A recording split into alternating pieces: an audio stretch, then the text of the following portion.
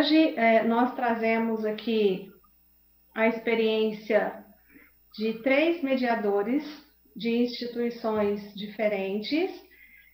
O tema de hoje é Clube de Leitura na Prática, a experiência da Biblioteca Mário de Andrade, da Escola de Governo de São Paulo e da Japan House. Essa programação de hoje é uma continuidade do programa que nós, do CRE Mário Covas, do Núcleo de Biblioteca da EFAP, gravamos no dia 19/8. Então, o objetivo de hoje é conhecer a história e a experiência desses mediadores desses 3 clubes.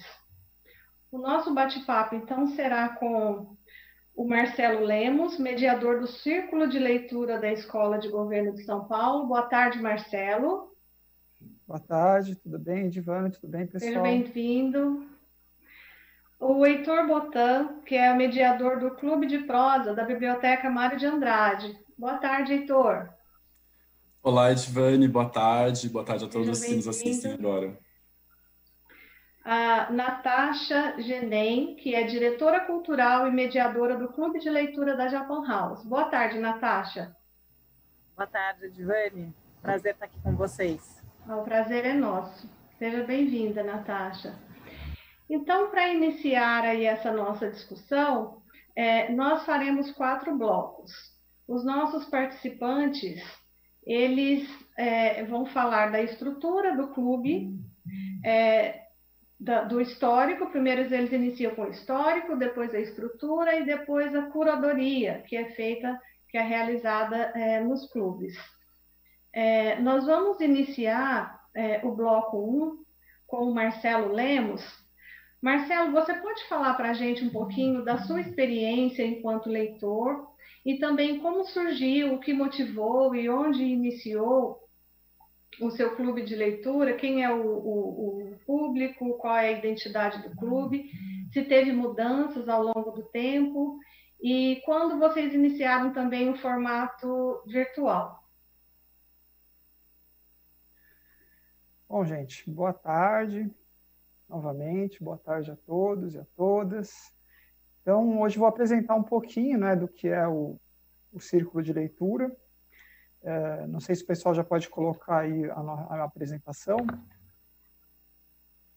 mas se puderem, eu vou falar um pouco do surgimento, né, dessa proposta na Secretaria de Fazenda e Planejamento, que é onde eu trabalho. Bom, enquanto não colocam a apresentação, eu vou falar da minha experiência como leitura, né, com a leitura, como você disse aí. Minha experiência com a leitura, ela não é, assim, muito boa, né?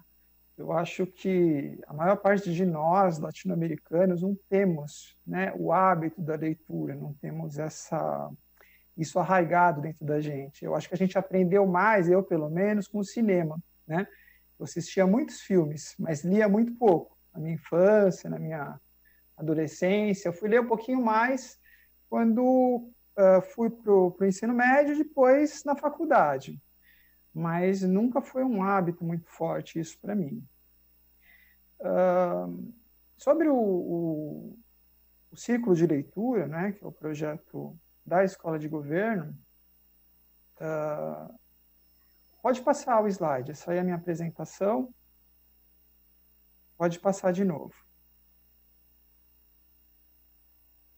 Isso. Então, gente, esse é o quadro, né? Eu acredito que não seja novidade para ninguém o que acontece no mundo do trabalho, né? Pessoas, de modo geral, descontentes com as suas atividades, muitas vezes desanimadas, e no setor público isso também não é diferente. Agora, a questão é, como a gente faz para mobilizar essas pessoas em áreas que são mais sensíveis, né, na administração pública, como a gestão do conhecimento, por exemplo, e a inovação, né? São áreas que dependem mais da criatividade das pessoas, da vontade delas, da liberdade de atuação, né, para que alguma coisa aconteça. Desenvolver algo novo demanda do trabalhador, de nós, uma certa autonomia, né? Uma noção de pertencimento ao lugar onde a gente está, o lugar que a gente ocupa, né? E isso não é fácil de alcançar. Você que está ouvindo a gente sabe, né, do que eu estou falando. Se é professor e professora, sabe também, porque não é só a sala de aula, né? Existe todo um universo, um contexto. Então, não depende só de você para que as coisas aconteçam, né? Esse é o discurso que a gente vê por aí, né? Que diz muitas vezes que a culpa é sua, ou é nossa, eu sou servidor público também, né? Somos os responsáveis pela nossa própria vida e por tudo o que acontece, né? Incluindo o que acontece no trabalho também, né? Daí, sei lá, se você não consegue pagar o seu plano de saúde, por exemplo, tem um emprego que não era aquele que você desejava, a culpa é sua, né? A responsabilidade é sua.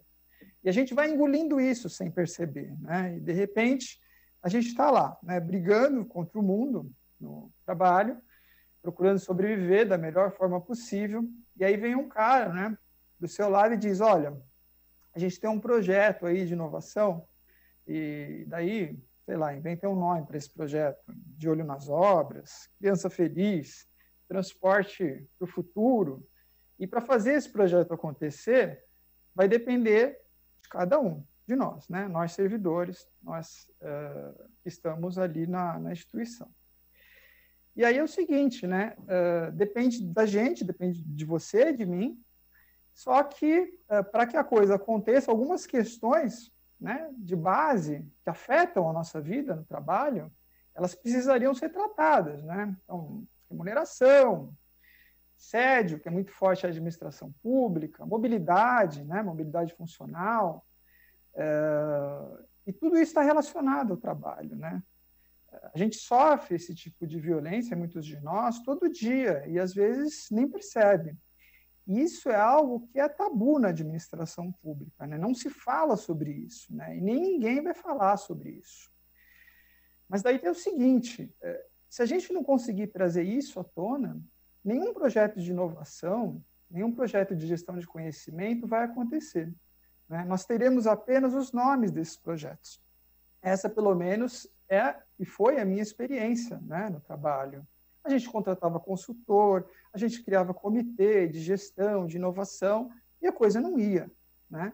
E eu sabia que a gente precisava falar sobre esses assuntos, sobre essas questões, para desenvolver qualquer projeto, né? O problema é que era preciso falar de tudo isso sem falar de tudo isso, porque, como eu disse antes, isso é uma espécie de tabu. Ninguém fala de remuneração, ninguém fala, ou melhor, a gente fala, mas não dentro do trabalho, né? E aí eu pensei, tem algo melhor do que a literatura para falar sobre as coisas sem dizer sobre isso, né? Falar sobre isso sem falar sobre isso, né? A literatura, né, é aquilo que retira a gente de um determinado lugar, mobiliza, né, os nossos sentimentos, desperta empatia, né, a partir daquilo que a gente lê, e pode transformar o nosso mundo. Então, eu pensei, a partir disso, em criar esse projeto, o projeto do Círculo de Leitura, né? Quando a gente se refere à literatura clássica, universal, a gente está falando disso, né? Que é possível mobilizar aquilo que é próprio, né, do ser humano, que é próprio de cada um de nós, independente de tempo, de cor, de credo, de classe social, sei lá. Porque a boa literatura, ela perpassa o tempo, né? Ela perpassa a cultura, né? Por isso ela é clássica e universal, ela atinge a todos em diversos períodos, né? A gente pode ler algo hoje, alguém leu ontem, a gente vai ler amanhã de novo, outras pessoas vão ler, né? Então, o que acontece? Isso é algo que é comum a todos, né? Por exemplo, a perda de uma pessoa querida ou de um grande amor, em Dom Casmurro, por exemplo, né? Estava lembrando agora, isso vai afetar todo mundo, né? Isso nos faz reviver algumas coisas, né? Nós nos encontramos com situações pelas quais a gente já passou em algum momento da nossa vida. Nesse sentido, e isso é muito importante, a literatura não é um lazer, né? Muito pelo contrário, a literatura é algo difícil de ser realizado, né? Porque a partir da literatura a gente vai fazer um enfrentamento de nós mesmos, né? Dos nossos medos, das nossas aflições. Isso não é fácil. Então, o círculo de leitura, ele se propõe não exatamente a um bate-papo, somente um bate-papo agradável, onde a gente vai falar, sei lá, dos personagens ou de partes que nos interessaram e que foram bonitas para nós, vamos dizer assim. A intenção, pelo menos, é ir um pouco mais além, né? E isso pode demorar tempo, né? Cada um tem o seu próprio tempo para começar a falar daquilo que afeta, né, a cada um, a partir daquilo que a gente lê, né? A literatura, ela também não é erudição, tá, gente? Porque eu fico pensando, né, qual o sentido, né, da gente querer saber, por exemplo, a intenção do autor, né, a escola literária a qual ele pertence, né? É como se você quisesse saber, por exemplo, sobre o sorveteiro, ao invés de você tomar o sorvete, entende? Tipo, eu quero experimentar o sorvete, quero sentir o gosto dele. Não quero que ninguém me fale do sorvete, né? Eu não vou a uma sorveteria para alguém falar sobre aquilo ou me contar a vida do sorveteiro, né? Ou a qual, sei lá, escola ele pertence, dentro dessa prática de fazer sorvete, né? Eu quero sentir esse sabor, né? Daí o que acontece? A opinião do autor é importante no sentido de ser mais uma opinião, a gente saber mais de mais alguém o que pensa sobre aquilo, né? Além de nós, né? E não mais que isso. Se o autor quisesse dizer o sentido da obra, ele certamente teria escrito isso e não a obra, tá? Eu estou colocando isso porque é algo que aparece de vez em quando nas discussões do círculo e fora também. Eu acho sempre importante a gente falar, né? Pelo menos na experiência a que se propõe o círculo de leitura da escola de governo, né?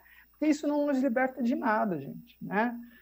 Existe um conhecimento que passa pela nossa subjetividade sempre, né, e que precisa ser construído por nós, né? E que conhecimento que é esse? É o conhecimento que é necessário para a nossa vida, né? Para lidar com a vida, para ultrapassar obstáculos, né? Saber como outros passaram por aquilo que nós estamos passando agora, como eles fizeram, né? Isso está onde? Isso está na Odisseia de Homero, está em Grande Sertão, do Guimarães Rosa. Isso é aquilo que nos ajuda a viver, né?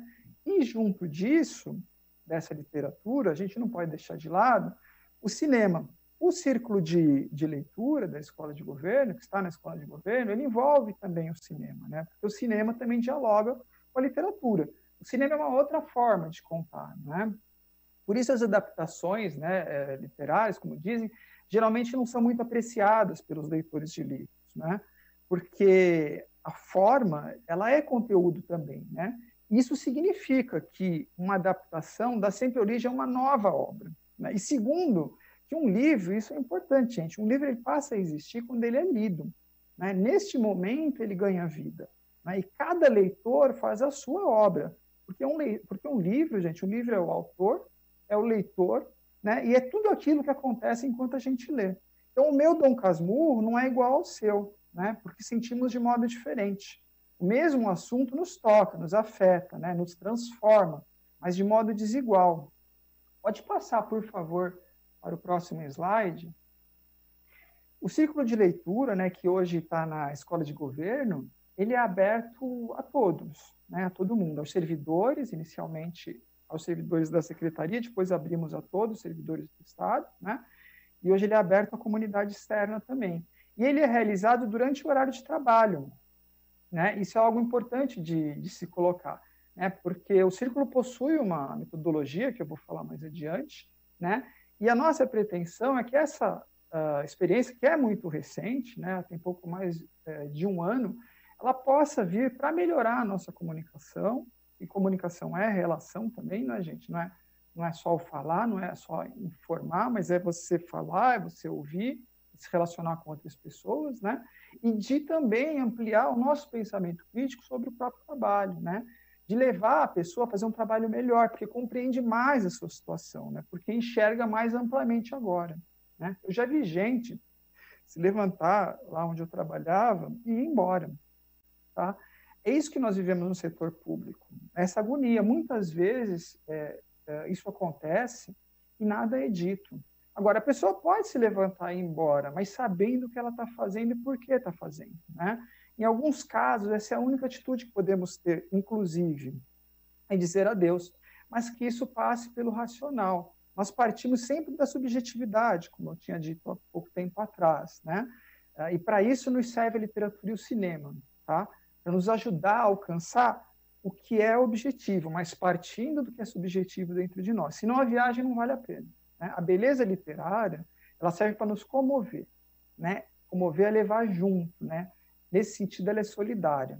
Então, estou vendo que o meu tempo aqui já encerrou, nós podemos melhorar o nosso trabalho ou simplesmente sair dele, porque percebemos que não devemos ou não deveríamos estar ali, mas que a gente tem a noção disso, né?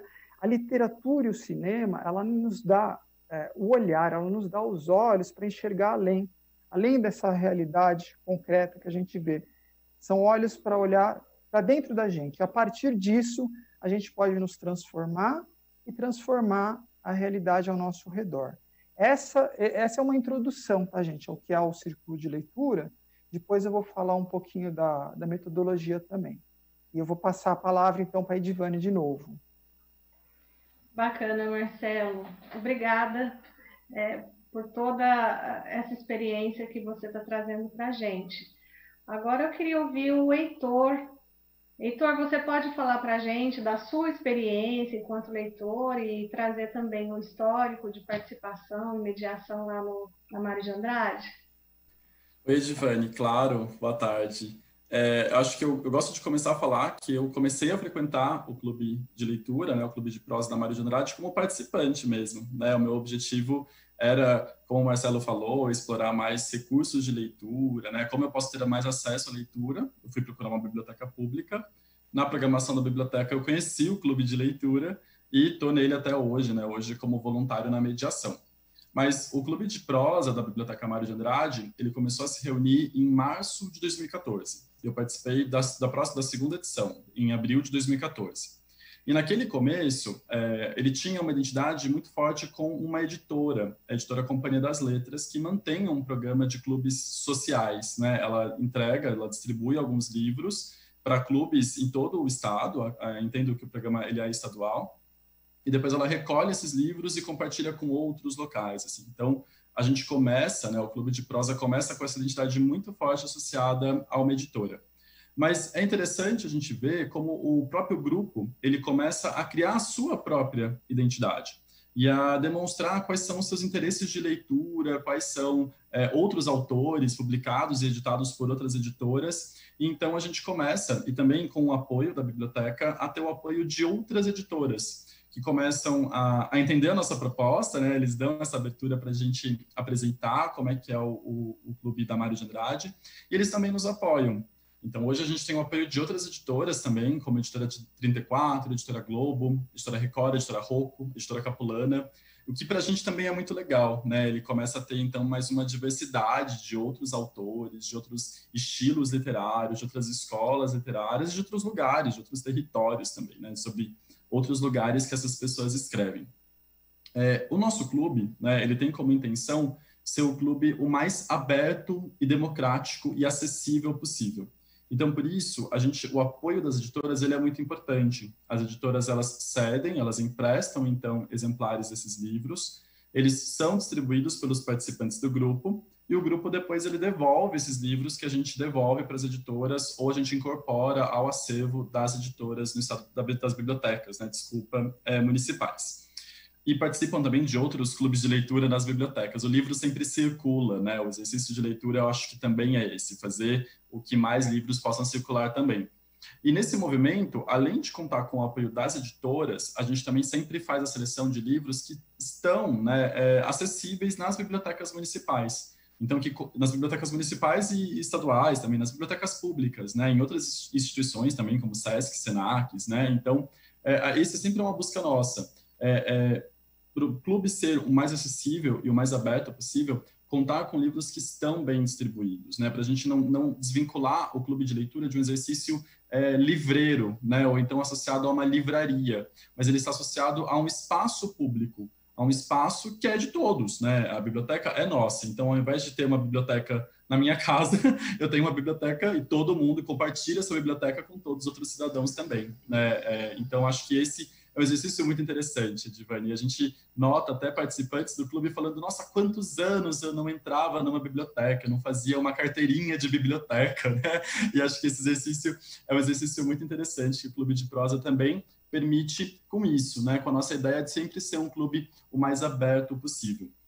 E outro elemento que eu acho muito importante do nosso clube é a diversidade, né? E como a gente está falando aqui para conversar né, e estimular que outras pessoas também montem clubes e compartilhem as suas experiências, é muito importante a gente contar com um clube de leitura diverso e ter a diversidade como a sua própria intencionalidade, né? Ele tem que estar presente em todos os movimentos, em todas as dimensões. E para ter um público diverso, então acho que alguns elementos são importantes, eu já falei, então ele ser o mais acessível e o mais aberto possível, mas também construir um lugar seguro, onde as pessoas elas consigam compartilhar impressões muito pessoais do livro. Né? O que o Marcelo já falou, acho que também é muito bacana. A gente exercita um clube de leitores e não um clube de críticos de literatura ou de estudiosos, de pesquisadores, né, acadêmicos sobre a leitura. Mas a experiência de leitura ela é única e cada pessoa tem uma experiência diferente. Então, eu preciso me sentir à vontade para chegar numa roda, na frente de muitas outras pessoas estranhas, e a partir de um livro, tocar em aspectos muito pessoais da minha vida. E isso é muito importante, assim. Eu falo que todo mundo, né, num clube de leitura, lê o mesmo livro, só que cada um lê um livro diferente, porque cada um lê esse livro a partir da sua bagagem, da sua história, do local de onde você veio, né, até do lugar onde você leu o livro, né? A gente está fazendo as leituras agora durante a pandemia, durante a quarentena, e eu acho que isso de alguma maneira vai ficar muito marcado na nossa vida. A gente leu esse livro nesse momento, isolado na nossa casa. Então, olha o quanto essa experiência é rica. Eu falo, então, que o principal exercício que a gente tem que estimular no clube de leitura é a escuta ativa e respeitar o clube mais como um espaço de escuta do que de fala. E quando você está com a escuta ativa e aberta para entender o que a outra pessoa sentiu, passou ao ler esse livro, a gente trata de um exercício de profunda empatia. E a empatia é muito importante no clube de leitura. Eu costumo falar que no clube eu troco de óculos, né? Eu tiro os meus óculos e coloco o óculos de uma outra pessoa, porque eu começo a enxergar o mundo a partir da visão que essa pessoa tem. Então eu acumulo muitas leituras, né? A gente está lendo Dom Casmurro, né? No exemplo que o Marcelo falou, a gente está lendo Ulisses, por exemplo. Eu tô com o meu livro, mas eu tô lendo o livro que todos os outros leram também, a história, né? Como isso tocou na vida de todas as outras pessoas. E essa identidade do grupo, de um grupo muito diverso, de um grupo muito empático, né? Que tem uma intencionalidade de ser diverso também, ele foi fundamental. Isso foi fundamental quando a gente teve a mudança da gestão municipal aqui na cidade de São Paulo, né? Até então, o clube de leitura ele compunha a programação da ação cultural da biblioteca, mas com a mudança da gestão municipal, o clube de leitura ele deixaria de fazer parte da programação de ação cultural. Só que daí nós, participantes do grupo, nos mobilizamos, nos reunimos e juntos a gente falou, não, esse espaço é nosso, a gente vai continuar fazendo o clube de leitura aqui na Mário de Andrade. E foi a partir daí, então, que a gente assumiu essa identidade como um grupo autônomo, eu posso falar assim, não é? A gente não está diretamente associado à programação da Biblioteca Mário de Andrade. A Mário apoia muito a gente com a logística, né, da organização dos espaços, com o contato com as editoras, com o acolhimento, né, mesmo é uma equipe muito acolhedora, então recebe todo mundo, recebe os livros que a gente vai distribuir também. Então acho que isso é um movimento muito importante, mas o grupo ele é autônomo, ele ele tem uma autogestão ali. Então, eu assumo um pouco dessa função como voluntário na organização e na mobilização do grupo, mas todo mundo participa, assim.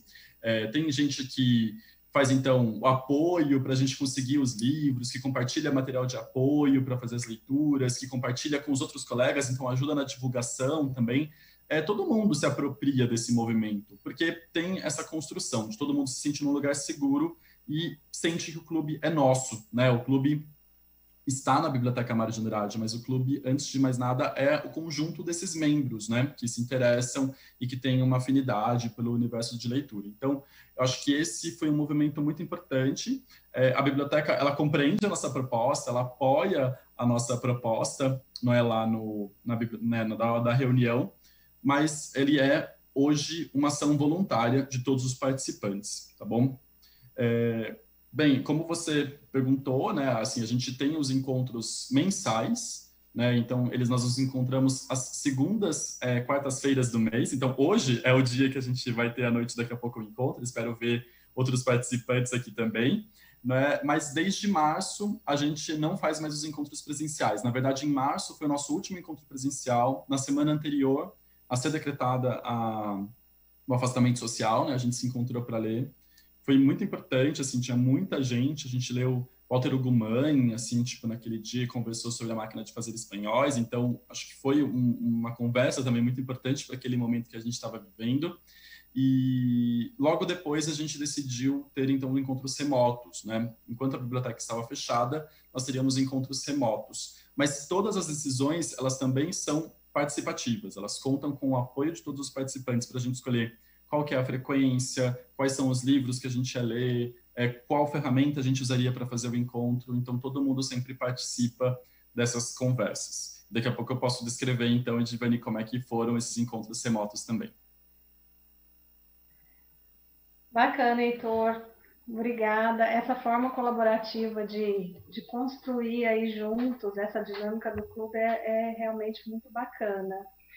Eu gostaria de ouvir agora a Natasha. Natasha, gostaria que você começasse falando um pouquinho da sua experiência como leitora e do trabalho que você desenvolve aí no Clube de Leitura da Japan House. Obrigada, Edivane. Então, muito feliz de estar aqui, acho que é um encontro muito importante e tão bonito ver como cada clube de leitura se desenvolve de uma maneira, quantas possibilidades existem. Gostei muito de ouvir o Marcelo e o Heitor. Acho que a primeira coisa no caso da Japan House é entender que a Japan House tem uma missão de aproximar a cultura japonesa, né, do público brasileiro. E as exposições é o que as pessoas mais percebem, assim, de bate-pronto, mas a gente tem uma série de atividades paralelas, como debates, oficinas, palestras, que fazem com que a vida cultural da Japan House seja muito rica e muito intensa. E abordar literatura era uma questão que me interessava desde o início, e faltava achar que fórmula fazer isso, porque fazer uma exposição de literatura é muito possível, a gente inclusive pretende fazer em algum momento, mas é óbvio que a gente imagina que isso é um trabalho muito mais de regularidade, de constância e presencial, no sentido de troca, do que qualquer outra coisa. Então, se puderem, por favor, colocar o primeiro slide, eu conto aqui para vocês que esse projeto nasceu em junho de 2019. Vocês vão ver que o primeiro slide fala do meu nome, fala do Paulo Werneck. Vou pedir para passar para o segundo slide. E é isso. O Paulo Werneck, que é o editor da 451, que é uma revista de livros, ele foi um grande aliado, um parceiro essencial para implantar e para garantir o sucesso desse clube, porque a gente foi fazendo juntos esse projeto, a curadoria dos livros é feita de forma conjunta, mas não só essa questão desses encontros presenciais em que tem o público que leu e, enfim, que a gente espera que tenha lido, né? Mas também tem gente que vai sem ter lido o livro inteiro e que também é possível. Acho que isso que são as coisas que são importantes de deixar claro, essa abertura, né? Mas também porque a gente sempre convida uma pessoa que a gente chama de um especialista para cada um dos títulos. Mas a ideia não é que seja uma palestra. Então, justamente, acho que o papel do mediador é essencial nesse sentido, para que as pessoas se sintam à vontade de ter um diálogo, uma conversa, que isso seja, de fato, um encontro, que todo mundo se sinta à vontade para colocar suas próprias opiniões. Eu acredito muito que os espaços culturais todos têm esse poder e essa missão, e cada vez mais vão ocupar esse espaço de encontro e de troca. Então, o Clube de Leitura acaba sendo também uma dessas ferramentas e dessas vertentes. Se puder passar para o segundo slide. E aí, com isso, a gente tem esse formato um pouco único de ter 3 mediadores quase, né? Um especialista, o público e 2 mediadores. Eu queria que pusesse o outro slide, por favor. De qualquer forma, a faixa etária que frequenta nosso clube é bastante extensa, tem gente de 21 até 70 anos. A gente faz uma variedade de escolha de títulos também bastante grande, é bastante eclética. A gente dá preferência para títulos modernos e contemporâneos, mas a gente também já abordou clássicos. A gente já teve 2 encontros que foram em cima de mangá. Então, a gente tem realmente uma busca para que todo mundo vá numa coisa que já interessa imediatamente ou que possa descobrir algo que não sabia que poderia interessar. Então, acho que essa é uma das grandes forças do clube. Além disso, a gente tem uma série de desdobramentos que são feitos. Só voltando na questão do presencial que foi falada, a gente sempre valorizou um grupo pequeno. Então, sempre a gente manteve num número de 30 participantes. Apesar da Japan House ter uma busca muito grande de público, isso foi sempre um problema para a gente, porque a gente queria, sim, atender todo mundo que está interessado, mas manter um grupo pequeno sempre foi algo necessário para garantir que as pessoas se sentiriam à vontade para falar. E com essa nova situação atual da pandemia, a gente migrou para as plataformas digitais. E se teve uma das grandes vantagens foi essa, a gente teve um encontro com mais de 100 pessoas quando a gente foi falar com a Leiko Gotoda, que é uma grande tradutora, e que foi sensacional, porque realmente tinha gente de várias partes do Brasil participando, então teve esse alcance que a gente nunca conseguia imaginar e que finalmente nas plataformas digitais a gente é capaz. Agora, o clube de leitura da Japan House também se desdobrou em outras frentes, que acho que é interessante colocar, em que a gente teve tanto uma temporada inteirinha de podcasts que a gente criou, dedicada à literatura. Então, cada livro dos primeiros 8 encontros que a gente fez, cada um deles teve direito a um podcast para chamar de seu. Então, todos ainda disponíveis nos tocadores. Quem quiser se interessar pode procurar pela Japan House São Paulo nos tocadores de podcast. E foram encontros bem interessantes, porque muito diferentes do encontro presencial.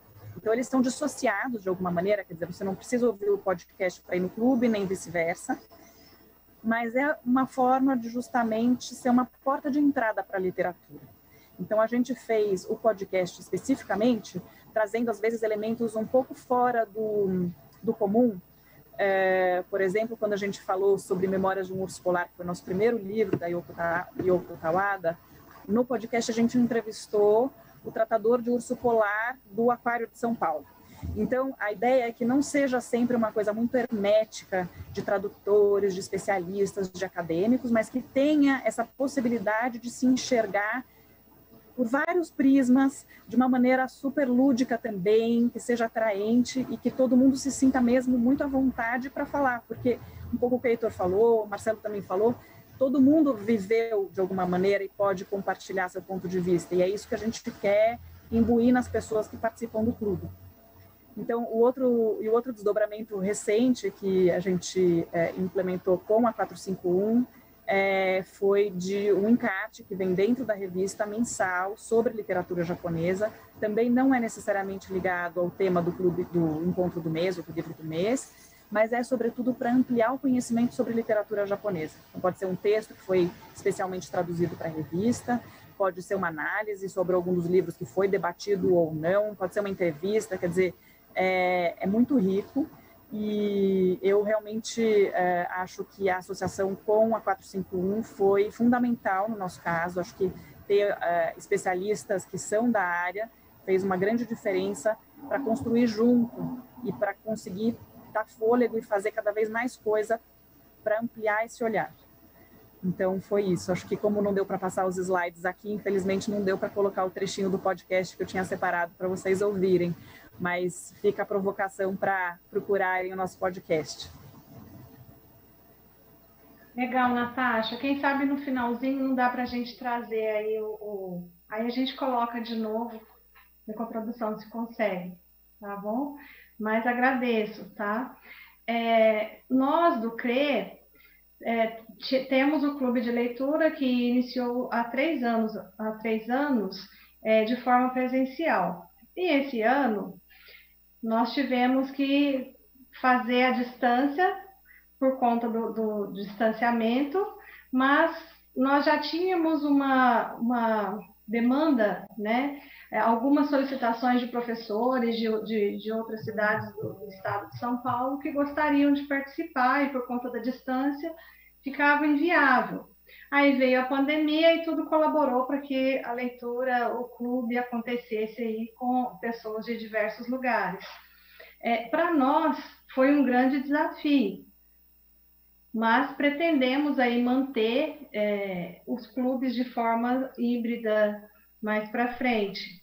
Agora eu gostaria de ouvi-los sobre a estrutura de cada clube, né? Como é feita essa dinâmica, o número de participantes, o que acontece quando ultrapassa esse número, porque a gente sabe que no formato à distância é um pouquinho diferente, né, do presencial. Como que se inscreve, qual a faixa etária? Vocês costumam convidar especialistas no clube de vocês? Quais foram os maiores desafios aí dessa transição do presencial para o virtual? Quais ferramentas vocês utilizam e se vocês também, assim como nós, pretendem continuar nesse formato? O Marcelo pode responder? Oi, posso sim. Então, eu vou falar um pouquinho da nossa experiência. Eu vou pedir para colocarem, então, o próximo slide aí. Acho que tem algumas fotos dos nossos encontros. E, bom, o círculo de leitura, o nosso círculo de leitura, que acontece na Escola de Governo, ele é um círculo de leitura de livros, né, de obras literárias escritas em livros. Nós lemos diversos gêneros, contos, romances, mas também envolve o cinema, tá? Então, a gente faz essa união. Geralmente, é um livro e um filme. Agora tem as imagens aí. Então, ele iniciou faz um ano e pouco mais ou menos, inspirado numa proposta que existe na Universidade Federal de São Paulo, na Unifesp, que se chamava Laboratório de Humanidades. Essa proposta, nesse projeto da Unifesp, ele foi criado pelo professor Dante e pelo professor Rafael Ruiz, né? E ele funcionava junto dos estudantes da Faculdade de Medicina, mas depois isso foi aberto ao público e eles participavam também. E depois eu conheci uma outra experiência na Faculdade de Medicina da USP, com o professor Ricardo Aires, também ela seguia nessa mesma linha, tinha um outro nome, acho que eram Encontros Literários, ainda acontece até hoje, também é aberto a toda a comunidade. E eu peguei essas duas experiências, me apropriei delas, encontrei outras coisas que achava que poderia juntar aí, e assim surgiu o nosso círculo de leitura. Então, você pode passar para o próximo slide. A gente utiliza, né, eu utilizo uma metodologia que é inspirada nessas duas experiências, e ela é basicamente, isso está aí na tela para vocês. A gente faz assim, é uma introdução, né, àquilo que a gente vai ler. Nós conversamos nesse dia, porque aí depende, né? Quando a gente vai ler um conto, por conta da transição agora, dessa pandemia para o online, nós estivemos debruçados sobre a leitura de contos. Eles eram mais curtos, seriam mais interessantes para esse momento. Mas antes disso, a gente lia contos também, mas líamos romances e textos um pouquinho maiores. E, então, era mais de um encontro que a gente fazia para discussão disso. A gente se reunia. No início foi difícil, era pouca gente, 4, 5 pessoas só. Eu comecei lendo, né, aquilo que era proposto para as pessoas, porque muita gente acabava não lendo, e depois a gente fazia discussão. Com o tempo passando, eu passei a adotar um pouco melhor aquela metodologia, principalmente da Unifesp. Então, a gente começou a se reunir, as pessoas falavam um pouco daquilo que liam, que eram as suas histórias, seus itinerários de leitura, como foi fazer a leitura, né, daquela obra. Depois disso, a gente fazia a exibição do filme. O filme não necessariamente ele é a mesma obra, quero dizer, a mesma obra no sentido de ser uma adaptação. No começo, sim, mas depois eu percebi que isso poderia ser mudado, né? Porque tanto o cinema quanto a literatura, né, de boa qualidade, eles conseguem dialogar, né? Eu não preciso pegar... Eu peguei, no início, o cinema e a literatura, o mesmo título, porque é como eu falei no começo. Eu, por exemplo, partindo da minha realidade, da minha experiência, não tinha, principalmente, o hábito de leitura, e muita gente não tem. Essa é a nossa realidade no Brasil, né? Então, colocando o cinema, as pessoas têm mais... elas têm uma aproximação maior com o cinema, né? Então é mais fácil para que elas, pelo menos, assistissem aos filmes. Então, muita gente assistia só ao filme, não lia, outras pessoas liam e assistiam ao filme, e depois a gente fazia essa discussão. Depois eu mudei, né? Eu falei, vamos fazer o seguinte, vamos pegar um filme, que possa dialogar com a obra, e o que está de fundo, né, no livro e no cinema são assuntos correlatos. A gente pode fechar os dois para discutir depois, né? Então, passou a ser desse modo. O ciclo começou a crescer um pouquinho mais, a gente fazia a exibição dos filmes nos próprios auditórios que nós tínhamos lá na Secretaria da Fazenda e Planejamento, e aí a discussão acontecia em torno dessas duas leituras que a gente fazia, né? Geralmente eram 2 dias de discussão, às vezes 3 dias de discussão. Então, a gente dividia o livro quando era maior, quando era mais curtinho, não precisava fazer essa divisão. E a discussão é aquela que eu tinha colocado no começo. Embora seja uma experiência nova, então eu procuro, né, eu tento fazer aquilo que é a minha pretensão com o círculo de leitura, que é estimular nas pessoas, né, os afetos, que aquela leitura desperta. E não é simples, né, não é algo fácil, o Heitor estava comentando isso, é algo que leva tempo, claro. Então, isso não é simples de fazer. A gente foi fazendo na medida do possível. Agora, com o passar do tempo, isso eu estou vendo que está acontecendo de um modo melhor.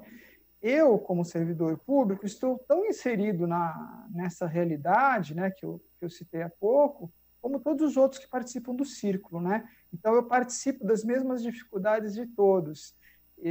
Então, nem sempre é fácil também para mim. Tem sido um grande aprendizado, né, fazer essa discussão. Após a discussão, né, a etapa final desse ciclo, né, de leitura, vamos dizer assim, é o fechamento, né? Então, no fechamento, a gente vai falar sobre as nossas histórias de convivência, né? Aquilo tudo que aconteceu, aquilo tudo que nos transformou durante esse percurso de discussão, de leitura, né? Tanto do livro quanto do filme.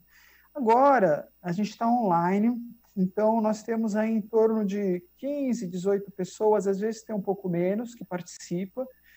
O círculo acontece toda terça-feira, às 16 horas. Ele já acontecia nesse mesmo horário, né, no nosso laboratório de inovação. Nós tivemos, infelizmente, um primeiro grande encontro somente antes da pandemia.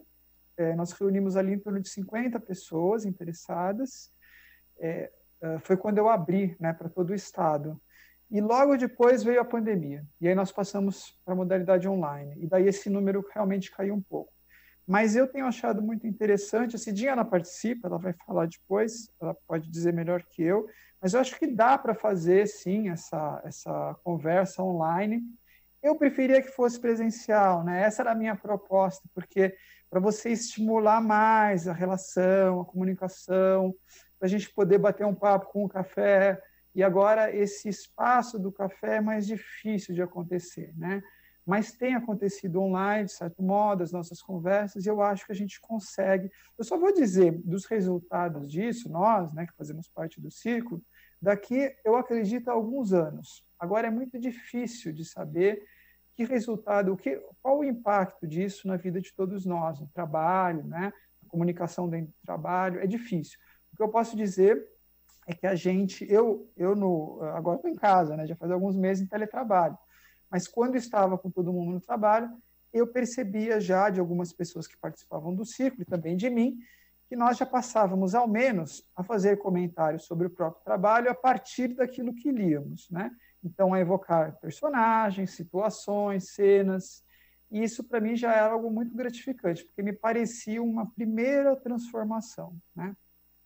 Eu acho que, basicamente, é isso, Divana. Eu vou passar de volta a palavra para você, que meu tempo também já foi exterminado aqui. Obrigada, Marcelo. Eu vou passar a palavra agora para o Heitor, para falar desses desafios aí. Legal, Edivane, obrigado. Para começar contando, né, então, eu já falei anteriormente, nós nos encontramos às segundas, quartas-feiras do mês. E a gente mantém um grupo de e-mail, que é onde a gente tem os nossos membros do clube, né? Não tem carteirinha para esse clube, a gente coloca todo mundo no grupo de e-mail, onde a gente faz a divulgação. A gente tem aproximadamente 270 pessoas inscritas nesse grupo. E eles participam, né? As pessoas participam de acordo muito com o seu interesse. A gente percebe que tem pessoas que participam mais porque eu gosto de determinado gênero, gosto de determinado autor, né? Autores russos, por exemplo. E tem gente que topa tudo, que é bem bacana, né? Assim, que entra na proposta de integrar com a diversidade mesmo. Então, lê os livros que a gente seleciona para o clube e participa. E eu gosto muito quando as pessoas não gostam do livro e elas vão para o encontro, né? Porque também tem dessa situação, assim, tipo, a gente não precisa só contar algo que afirma alguma coisa que a gente fez, mas mesmo quando a gente não entendeu direito o que se passou aqui, ou a gente discorda de um ponto de vista, a gente também leva isso para o grupo, a gente também sente que é seguro você chegar num grupo, na frente de outras pessoas e falar, não gostei, isso é muito bom, assim, tipo, a gente não quer afirmar nada ali naquele momento também com isso.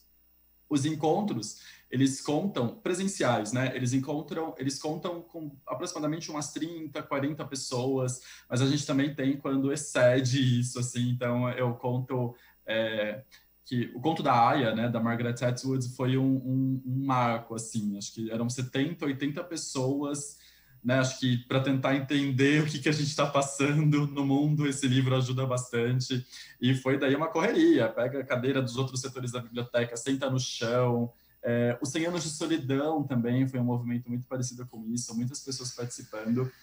Não fica confortável, né, e perde um pouco do que a gente fala que é importante ter o grupo sentado em círculo, né, para todo mundo se ver, para todo mundo estar no mesmo lugar, ninguém é o mediador, não é uma pessoa isolada disso, né, uma coisa bem freiriana, bem Paulo Freiriana mesmo isso, mas a gente perde um pouco disso, de a gente sentado no chão, de a gente de costas para os outros, mas a conversa aconteceu, né.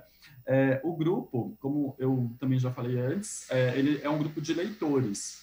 A gente não conta com especialistas que a gente convida, mas eles acabam aparecendo, assim. Então, foi bem interessante quando a gente teve uma tradutora dos livros da Capulana, né, que publica autores africanos, ela participou do nosso encontro. E a gente também já teve escritores participando dos nossos encontros. Só que sempre nesse lugar, assim, tipo, ele veio aqui para o clube para saber o que as outras pessoas entendem sobre o livro dele, não para justificar ou explicar alguma coisa. Então, mesmo escritores, assim, como Milton Ratum, que já participou do nosso grupo, do nosso clube, ele foi muito genuíno e sincero, assim, em falar, gente, vocês estão falando de um outro livro, não foi o livro que eu escrevi, né? Porque ele gostou muito dessa experiência, de saber o que as outras pessoas entendem a partir do que ele publicou. Então, acho que isso foram experiências muito válidas. Eu cito a Beatriz Bracher, também foi um sucesso quando ela participou do nosso clube, o Luiz Fofato, então outros autores também já participaram dos nossos encontros. Em março, né, eu falei, a gente teve o nosso último encontro presencial e a gente partiu, então, a biblioteca foi fechada, os aparelhos, né, culturais foram fechados. O que a gente vai fazer? E naquele momento, nós tínhamos duas principais preocupações. E quando eu falo nós, é porque a gente compartilha muito isso mesmo com todos os participantes, que era manter o vínculo, né, então, manter o nosso vínculo como participantes, como membro do clube de leitura, e também manter a nossa rotina de leitura, entendendo que a literatura pode ser algo muito importante para fazer a gente passar por um período tão complexo como esse que a gente está vivendo, né? Então, nesse momento, a gente manteve os encontros quinzenais, então a gente se encontrava bastante, foi muito legal isso, assim, né? A gente manter um vínculo até mais frequente do que a gente mantinha nos encontros presenciais. Mas o que foi desafiador nesse momento? Eu cito dois principais desafios, assim.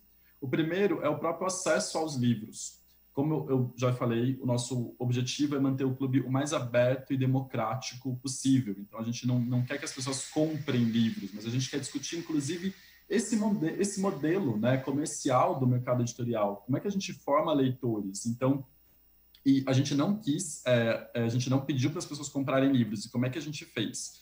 A gente manteve por um momento muito forte a presença com livros de domínio público.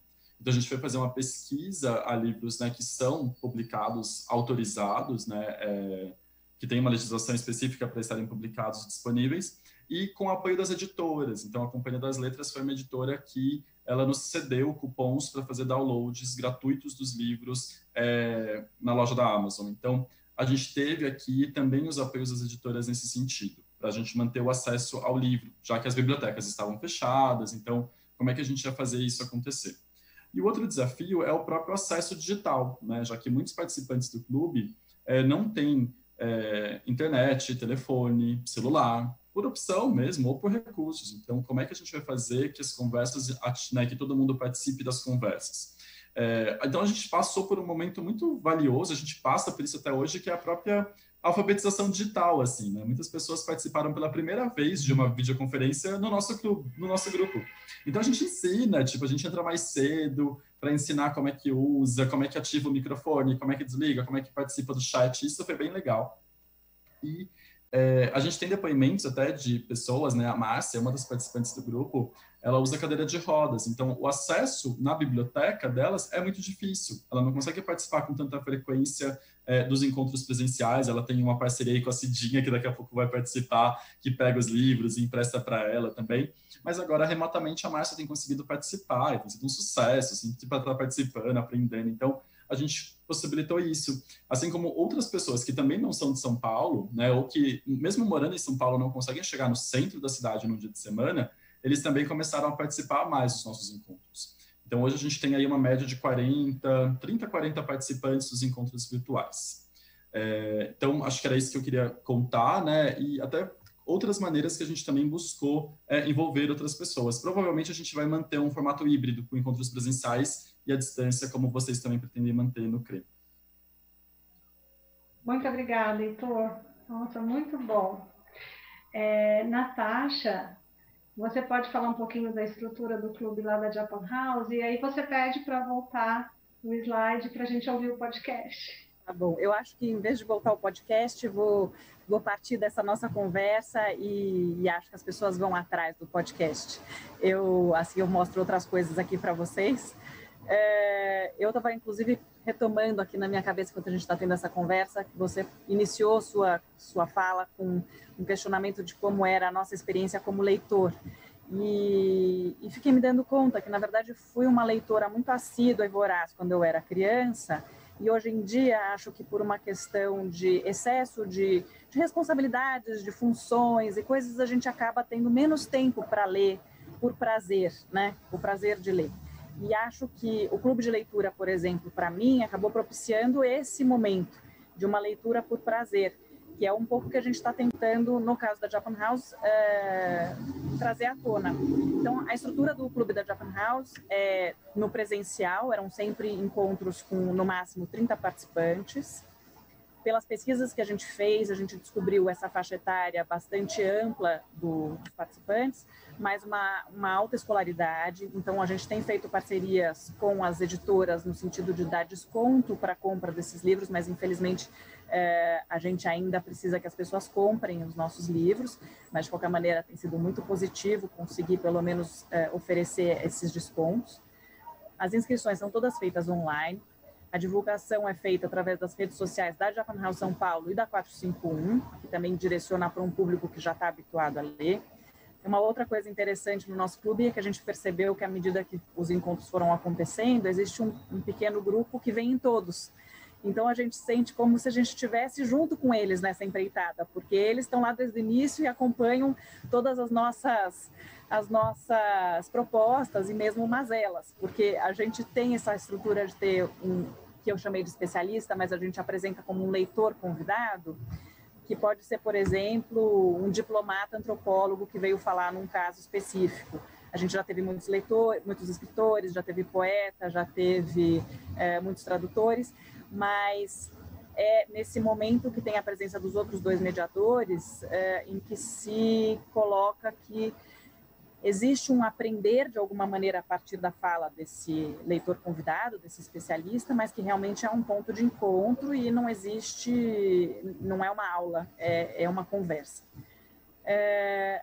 Eu sou uma pessoa muito do presencial e do físico, então confesso que para mim está bastante complexa essa mudança de paradigma em uma série de frentes, mas a gente percebe como foi válido e precioso esses encontros terem migrado para as plataformas digitais. Eu vou pedir para colocar, por favor, o slide número 8, comentários dos leitores, encontros online, em que a gente teve justamente, a partir dessas primeiras experiências, que foi desde abril, a gente teve a possibilidade de abraçar muito mais gente, de incluir muito mais gente. Então, um dos desafios que eu enxergo atualmente é, a partir do momento em que a gente puder retomar nossas atividades, que eu espero que seja em breve, eu quero retomar o físico e o presencial, porque eu acho que faz muita diferença o olhar, o sentar em círculo, como o Marcelo colocou, a gente também senta em círculo para que todo mundo se sinta numa posição de igualdade, para que todo mundo possa se sentir comungando de alguma maneira daquele momento, mas como fazer com que os outros públicos também possam participar, porque 30 pessoas é muito pouca gente, se a gente for pensar nos dias de hoje. Então, imaginar que a gente consegue colocar 100 pessoas para discutir um livro é tão lindo que a gente não quer perder isso. Então, acho que o grande desafio de hoje é como casar os dois, imaginando que a situação do digital não vai ser para sempre. Enfim, acho que de qualquer maneira, o outro desafio é a questão do prazo, porque se eu estava dizendo que agora eu tenho uma razão para ler por prazer, a gente tem exigido bastante dos nossos leitores, porque a gente dá menos de um mês para eles lerem os títulos que a gente escolhe, às vezes grandes, e tem sido, enfim, tem dado certo, as pessoas têm acompanhado. Os nossos encontros são sempre na última quinta-feira do mês, às 19 horas, e a gente manteve o mesmo padrão para o digital que era no presencial, para que isso virasse mesmo parte de uma rotina.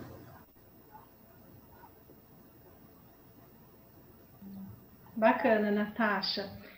Tem algumas interações aqui pelo chat. A Valéria está dizendo que bacana, que ela vivia lá na Biblioteca Mário de Andrade, mas ela não conhecia o clube. Então, ela agradece o Heitor aí pela divulgação. Tem uma pergunta para o Marcelo. O clube existe há mais de um ano, é da professora, deixa eu ver, professora Márcia. O clube existe há mais de um ano, mas onde e como conhecemos? Qual é a estratégia, Marcelo, de divulgação? Bom, tem um site, né? A gente tem um site, eu vou passar depois, mas no final a gente tem um slide com... Mas o site é circulo.fazenda.sp.gov.br, tá? No Facebook temos também, vai se inscrever lá, Círculo de Leitura, que vai ser difícil de achar, porque deve ter um monte de Círculo de Leitura. Mas estamos no Facebook, no Instagram, enfim, em alguns sites de redes sociais, no Twitter também, mas no Twitter eu não tenho publicado muito. E a divulgação é feita mais pelo Facebook e por e-mail, tá? Então, é só escrever para a gente, mandar um e-mail, circulo@fazenda.sp.gov.br. Essas informações, depois no final, vou passar para... tá aí o slide. E a divulgação é feita por meio mesmo do nosso site e por meio do Facebook. Tá? E para fazer inscrição antes, no mundo presencial, a gente fazia também pelo site, tinha um formulário. Agora não, agora a gente não tem mais inscrição. Tá? É só aparecer toda terça-feira, né, 16 horas, a gente faz pelo Google Meet. Então, enviando um e-mail para a gente, nesse e-mail que está aí, depois eu mando também uma mensagem com o link para participar. É isso, passo a palavra. Obrigada, Marcelo. A professora Nelma, ela faz, na verdade, um questionamento. Como a gente faz para o jovem gostar de ler, né? Aí, por isso eu insisti no podcast da Natasha, que é um recurso, né? Eu acho que a gente tem que usar a criatividade, assim como tem professores aqui falando que também gostam de inserir filmes. Quando o Marcelo estava falando do envolvimento do filme e do livro, e eu vou passar, vocês gostariam de comentar alguma coisa? Algum de vocês? O jovem, como envolver o jovem na leitura?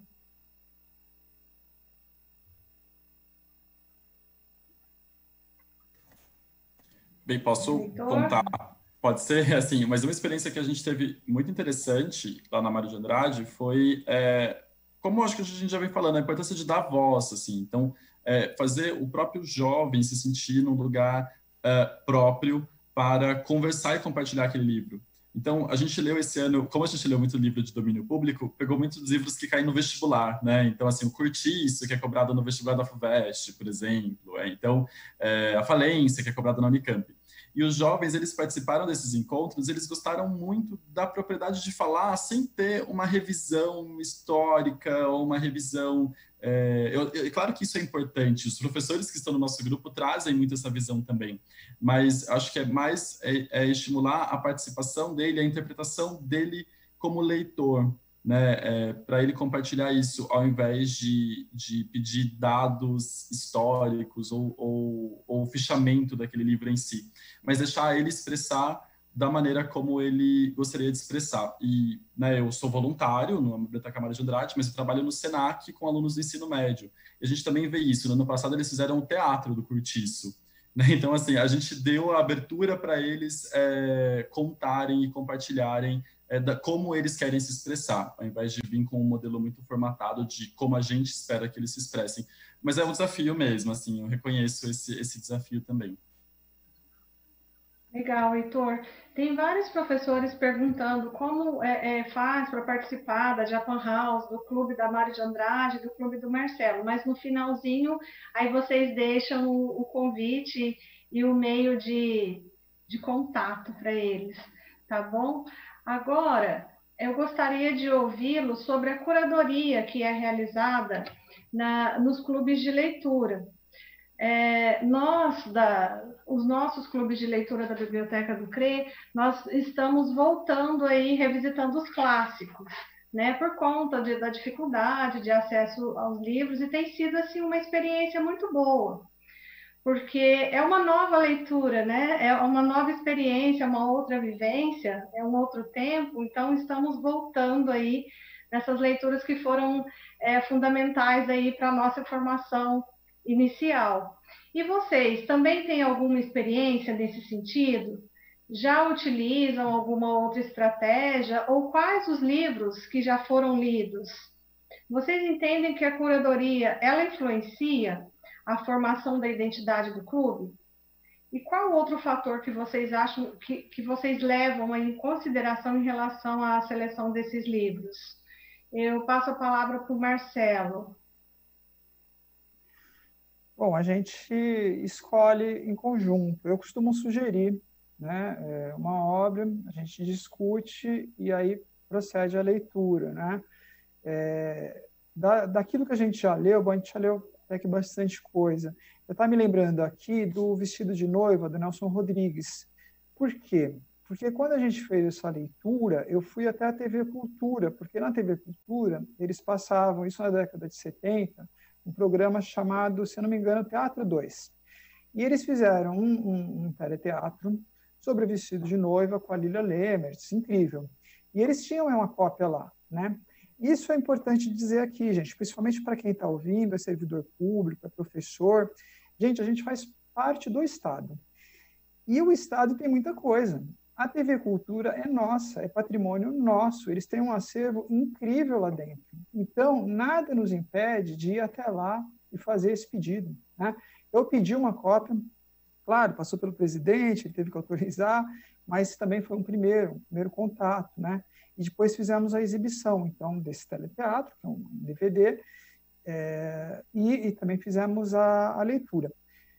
Isso que você chama de curadoria, na verdade, é uma escolha que a gente faz, então, em conjunto, e vai ali das vontades, né, do grupo. Inclusive agora, por exemplo, durante a pandemia, algumas leituras foram preteridas, sei lá, a Peste, por exemplo. Não queremos ler este livro, alguns já o haviam lido, né, e ficou de lado. Mas isso, de modo geral, assim, é feito em conjunto. É isso, passo a palavra. Obrigada, Marcelo. Quero ouvir o Heitor agora. Sim, no nosso caso, na Mário de Andrade também é construído em conjunto, de uma maneira bem democrática. Então, eu solto uma pesquisa todo final de ano para as pessoas indicarem aquilo que elas querem ler e que elas não querem ler. E daí meu trabalho é compilar essa pesquisa e procurar nas editoras quem pode nos apoiar, como é que está a disponibilidade nas bibliotecas públicas. Então, esse é um ponto do trabalho. Mas também trazendo a intencionalidade da diversidade. Então, eu produzo, né, todo ano um relatório que a gente chama O que Lemos, para a gente se deparar com esse retrato, né? Lemos mais homens ou mulheres, mais brancos ou negros, mais autores nacionais ou estrangeiros. Então, isso acaba estimulando as pessoas a refletir também sobre o acesso nosso à literatura. Por que a gente lê mais homens? Por que a gente lê quem são os cânones da literatura? Então, assim, acho que esses são discussões que o clube também permite a gente realizar. E a gente foi para os clássicos do domínio público também, Edivane, assim, né? Porque eles estão disponíveis gratuitamente. E foi muito interessante ler um livro escrito, o Curtiço, né? Por exemplo, do final do século XIX, como é que ele ainda hoje é presente, como a gente ainda hoje discute as situações relacionadas à opressão da classe trabalhadora, né? A pessoas que ainda estão nessas condições e que não saem. Então, foi muito importante, assim, né? Não existiam os entregadores de delivery na época do Curtiço, mas eles existem hoje, né? Então a gente conseguiu localizar tudo isso, a gente percebe ainda o quanto a gente ainda precisa percorrer problemas estruturais muito graves na sociedade brasileira. Então acho que isso foi bem importante. E eu acredito que sim, a curadoria ela influencia na identidade do clube. E, então, se a gente quer um clube diverso, a gente também precisa oferecer uma maior diversidade de livros para os leitores. Isso mesmo, Heitor, concordo com você. A gente tem que levar em conta os desejos, né? Essa escolha democrática, vai muito de encontro à identidade mesmo de um clube. Natasha, você pode falar um pouquinho? Sem dúvida. A curadoria, no caso do Clube de Leitura da Diaconal São Paulo, é feita por mim e pelo Paulo Werneck. Uma grande pena que ele não possa estar aqui hoje com a gente para participar dessa conversa. E na verdade, a gente é muito novo. O nosso recorte inicial, por si só, já é um recorte, que é falar sobre literatura japonesa, então, com isso, já é um recorte natural.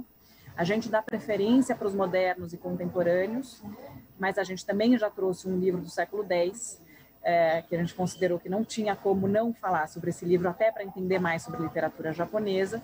A gente fica muito atento a lançamentos novos traduzidos recentemente para o português e muito em busca desse equilíbrio entre temáticas, estilos, autores. Então, por exemplo, falando sobre jovens, a gente já teve 2 vezes que a gente trouxe mangá. E também, na verdade, não são todos os jovens que se interessam por mangá e não são só jovens que se interessam por mangá. Então, com isso, a gente vai descobrindo um pouco esses gostos e vai trazendo essas temáticas. Agora, com a nossa pouca idade, a gente está comemorando o nosso primeiro ano de clube de leitura. E com a pausa de férias, a gente está agora indo para o 12º livro que foi tratado no clube de leitura. Então, esse foi uma primeira escolha também muito no sentido de um panorama, de uma aproximação dessa literatura, de mostrar diversidade dentro da literatura japonesa, como cada autor tem suas especificidades. Também houve uma escolha consciente nossa no momento imediato do confinamento para não trazer temas que fossem muito espinhosos, isso também na nossa programação digital, também na nossa programação toda abordada, não só no âmbito da literatura, em que a gente sentiu que o confinamento podia estar sendo muito difícil de digerir para as pessoas, enfim, cada um lida de uma maneira, claro, mas enfim, eu posso dizer que para mim, por exemplo, o confinamento foi uma grande questão. Então, acho que ter essa sensibilidade de muitas vezes se dar conta que estamos tratando de livros que sejam com temas muito mais difíceis, então vamos trazer um livro que seja um pouco mais otimista para esse momento e algumas escolhas nesse sentido. Mas a gente ainda não chegou no momento de ampliar essa curadoria, mas sem dúvida a gente está muito aberto às sugestões e a gente leva em consideração o que nossos leitores comentam. Muito obrigada, Natasha. Para complementar ainda mais essa interação dos três, que é perfeita, eu quero chamar a Maria Aparecida Teles Guerra, carinhosamente a Cidinha. A Cidinha, ela participa desses 3 clubes de leitura. Então, Cidinha, eu quero dar as boas-vindas, agradecê-la pela presença e queria que você falasse um pouquinho sobre a sua experiência de leitora e também participar de 3 clubes de leitura tão diferentes. Como foi essa experiência de participar também nos 2 formatos? Se teve pontos positivos, negativos? Você pode falar para a gente? Oi, boa tarde. Eu é que agradeço a oportunidade de falar um pouquinho de clube de leitura, que é uma atividade tão gostosa e que enriquece muito a vida da gente. Eu participo dos clubes há muito tempo, talvez uns 8 anos por aí, e eu encontrei o primeiro por acaso, perto da minha casa, acontecendo em uma livraria. E achei que a experiência, que é solitária da leitura, ganhou uma amplitude muito maior, ficou muito mais agradável, muito mais rica, à medida que fui conhecendo outras visões, outros pontos de vista sobre os livros que eu vinha lendo. E daí, assim, o mais interessante é que o pessoal, os colegas dos clubes de leitura, acabam trocando muita dica, trocando muita informação sobre outros. E assim eu fui conhecendo vários. Então, tem clube de leitura para todos os gostos. Isso é importante falar, né? Principalmente para a moçada. Tem clube de leitura de livro infantil, tem clube de leitura de livro juvenil, tem clube de leitura com temática LGBT, tem clube de leitura com temática de mulheres negras, de literatura japonesa, de literatura clássica. Então, tem para todos os gostos. E as pessoas vão se juntando por afinidade. Então, num clube, por exemplo, que eu acabo conhecendo, eu fico regular, fiel no clube, porque eu gosto da curadoria, vamos dizer assim. Os livros que o pessoal escolhe são bons. Outro clube eu fico porque o grupo é simpático, as pessoas acabam fazendo amizade, as pessoas, nos bons tempos, iam ao teatro juntas, iam ao cinema juntas, né? Em outros clubes eu fico porque eu tenho uma experiência muito diferente da minha leitura individual, que eu converso com o editor, que eu converso com o escritor, além dos colegas de leitura, né? Então, assim, tem muita coisa acontecendo e isso é muito bom. E você pode achar a sua turma. São Paulo é muito grande e tem clubes de leitura dos mais variados jeitos, né? Tem aqueles que são muito rígidos, que a curadoria é muito estrita. Tem outros que são absolutamente democráticos, que o próprio grupo vota, escolhe, sem qualquer norma, qualquer lei. Então, é importante falar isso, porque as pessoas que eventualmente estejam lendo sozinha nessa quarentena e queiram discutir, conversar sobre o que leram, vão achar o seu grupo, né? Isso é muito legal. Quando era presencial, era gostoso, porque o Marcelo até falou, aquele momento do café é muito bom, ou você encontra a turma, a gente fazia encontros de final de ano, de Natal, de amigo secreto de livros, era muito bom, mas tinha algumas desvantagens, a gente ficava limitado pelo espaço, às vezes era difícil ir na Mário de Andrade, que era lá no centro, à noite sozinha, ou na Academia Paulista de Letras, que também tem um clube de leitura acadêmico muito interessante, mas era lá no Largo do Arouche à noite. Então, assim, o presencial também tinha algumas desvantagens. E limitação de espaço, como a Natasha já falou, na Japan House, a gente tinha que correr para se inscrever. E se você não tivesse entre os 20 primeiros, você fica de fora. Então, era uma limitação grande e às vezes, decepcionava. Agora, no virtual, a gente perdeu mesmo esse encontro, mas isso é da vida nossa durante a pandemia. A gente perdeu esse encontro, essa presença física em todas as esferas, né? E o clube de leitura acabou tendo uma vantagem, porque agora a gente não tem limitação de pessoas e nem de espaço. Na verdade, às vezes acontece até problema porque tem 2 ou 3 grupos ocorrendo no mesmo horário, você tem que escolher, né? Então, acho que é um pouco isso que eu queria contar da experiência, que é muito rica. Você, como o Heitor falou, a gente entra com uma visão e sai com vários livros lidos. É um espaço que você pode falar sem constrangimento do que você achou. Você pode divergir do colega e todo mundo dá risada. Nesses tempos que é tão difícil a gente conversar, às vezes até em família, porque política, religião, time de futebol, não dá para ter posição divergente sem ter risco de briga. Mas quando você está discutindo sobre o personagem, todo mundo fala abertamente, nossa, não vi nada disso. E fica muito gostoso, porque aí você vai ver, será? E vai dar olhar de novo. Acho que é isso que é importante, que eu lembro agora. Não sei se te respondi. Ai, obrigada, Cidinha. Respondeu sim. É muito importante para a gente, no pessoal os mediadores presentes hoje, essa devolutiva do participante, né? E a Cidinha dá vontade de ficar aqui um tempão ouvindo ela falar, né? São experiências assim muito ricas para a gente também. Bom, pessoal, eu quero agradecer a todos os mediadores, a participação da Cidinha.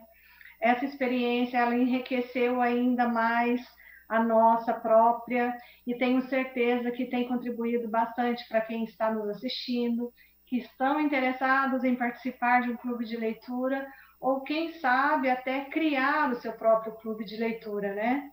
Então, eu passo a palavra para cada um de vocês, para fazer o convite, trazendo as informações de como participar dos seus clubes de leitura.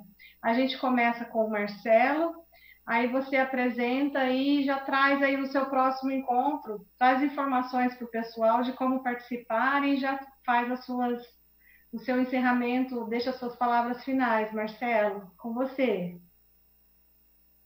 Tá bom, gostei bastante de participar também, achei ótimo ouvir todos aqui, né? E também as perguntas que vieram.